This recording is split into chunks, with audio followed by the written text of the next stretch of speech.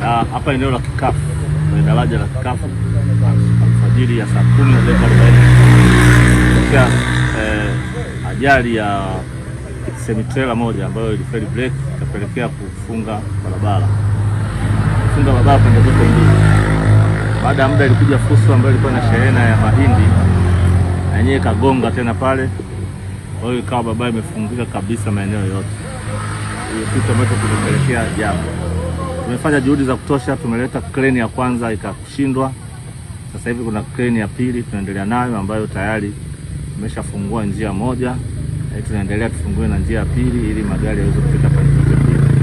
Kimsingi tumeelekeza mabasi yote pamoja na gari ndogo yapite barabara ya Masama kutokea kule Machanga. Hiyo ni barabara ambayo wanaweza kaitumia hao mabasi pamoja na magari madogo. Tumezuia malori kwa sababu barabara yenyewe sio rafiki kwa malori na milima na mabonde makubwa.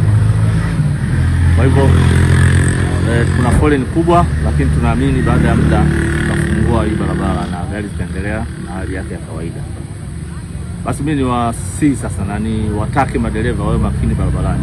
Msitoe gari likiwa lina ubovu. Hakikisheni mnatengeneza magari yenu.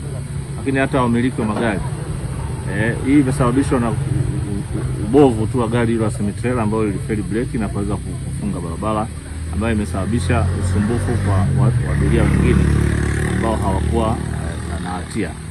Kwa magari yote hayo tutaendelea kuyakamata magari mabovu na tutawapeleka mahakamani.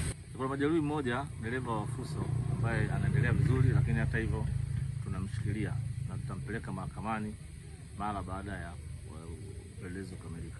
Vipi kusana na vifo? Hakuna kifo kilichotokea.